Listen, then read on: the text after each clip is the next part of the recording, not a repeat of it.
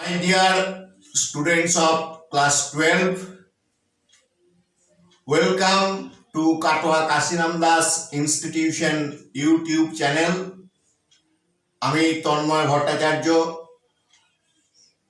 তোমাদের ইংরেজির শিক্ষক। আমার সঙ্গে হয়তো তোমাদের সেরকম আলাপ নেই, কারণ আমি তো তোমাদের ক্লাস করি না। এই ভিডিওর মাধ্যমেই তোমাদের সঙ্গে আমার পরিচয় হবে।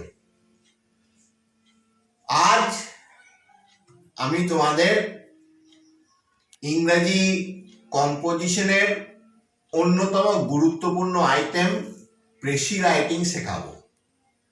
প্রেসি রাইটিং খুব গুরুত্বপূর্ণ, শুধু উচ্চ মাধ্যমিক পরীক্ষার জন্যই নয়, পরবর্তীকালে চাকরির যে বিভিন্ন পরীক্ষাগুলো আছে, ভালো ভালো চাকরির পরীক্ষা, WBCS, মিসলেনিয়াস, এই সমস্ত পরীক্ষায় precis writing compulsory, precis writing একটা থাকবেই। সেই জন্য প্রেসি রাইটিং শেখাটা খুব দরকার। বেশ, তোমাদের উচ্চ মাধ্যমিকের সিলেবাসে প্রেসি রাইটিং আছে।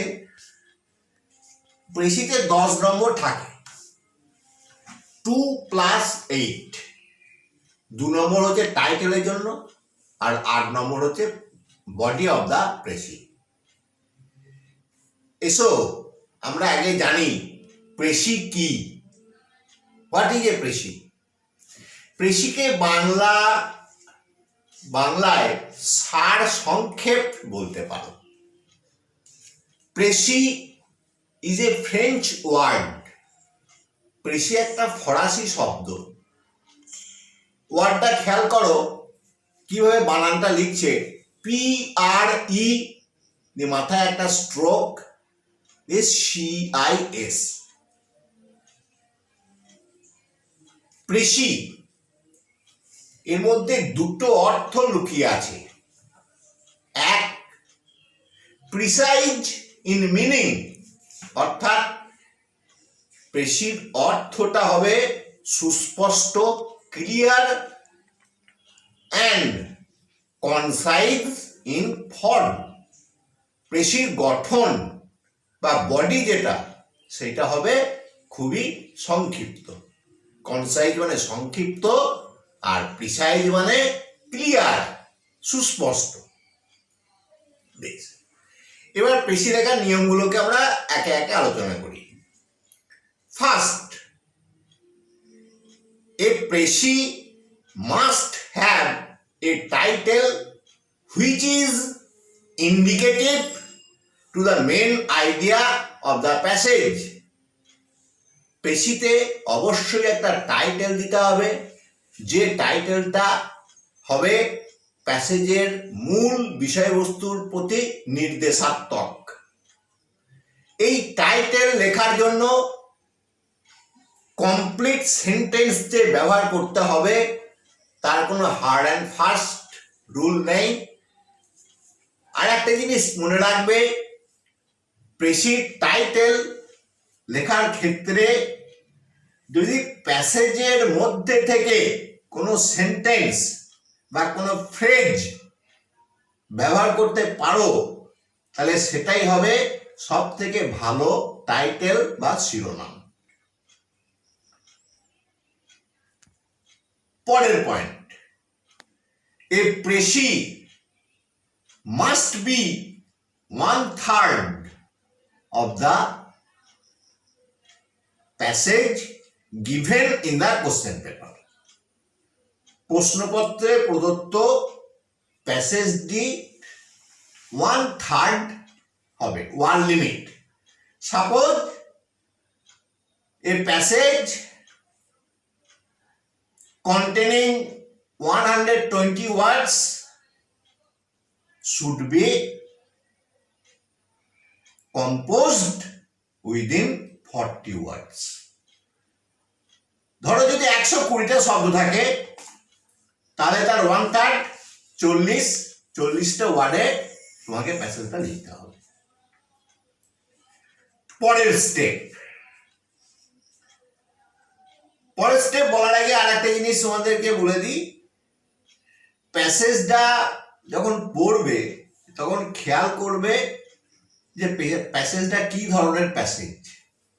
দু ধরনের প্যাসেজ দিতে পারে, কারণ প্রেসি দু ধরনের হয়, এক রিফ্লেকটিভ, দুই ডেসক্রিপটিভ। রিফ্লেকটিভ প্রেসি হচ্ছে কোনগুলো, যেগুলো চিন্তামূলক, যে প্যাসেজের মধ্যে দিয়ে লেখক তার নিজস্ব মতামত, কোনো ধ্যান ধারণা, কোনো তত্ত্ব কথা প্রকাশ করেছেন, সেই ধরনের প্যাসেজ হলে সেটাকে বলা হবে রিফ্লেকটিভ।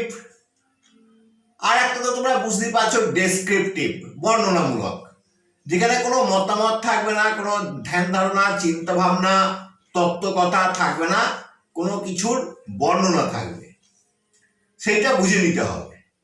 রিফ্লেকটিভ পেশি লেখাটা একটু কঠিন, কারণ পেশি লেখার ক্ষেত্রে স্বাধীনতা তো খুব কম, সেই জন্য রিফ্লেকটিভ পেশি লেখাটা একটু কঠিন। তবে চেষ্টা করলে কোনো জিনিসই কঠিন নয়।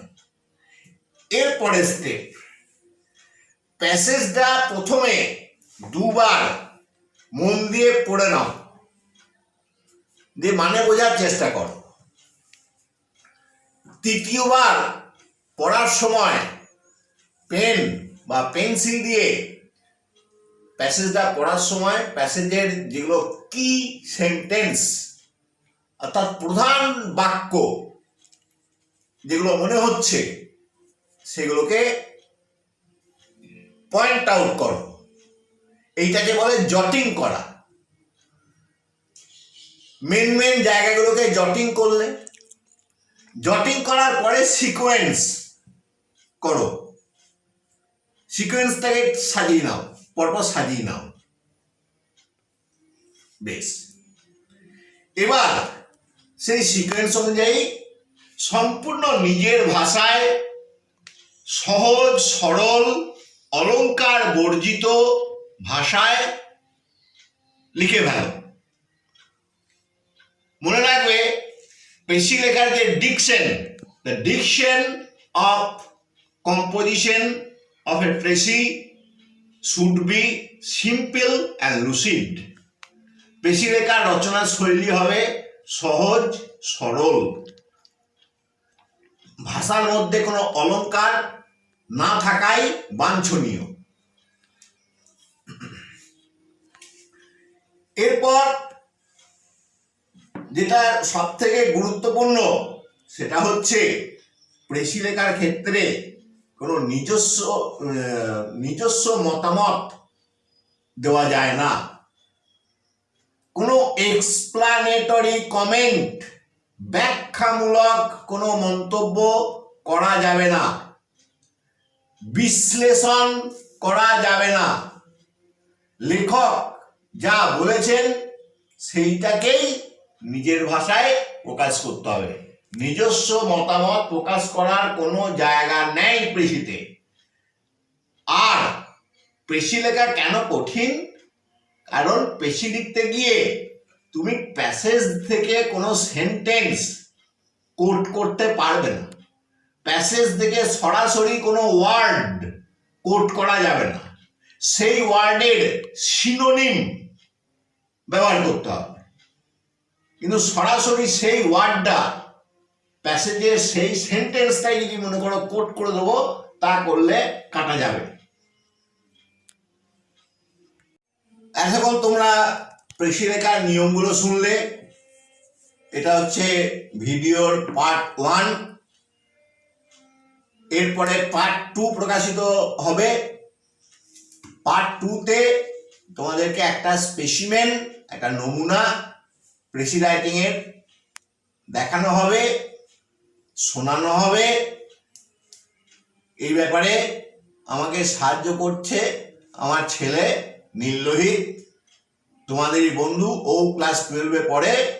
ও একটা প্যাসেজ আমার গাইডেন্সে পেশি লিখেছে, সেই লেখাটা তোমাদেরকে ভিডিওর মাধ্যমে দেখাবে।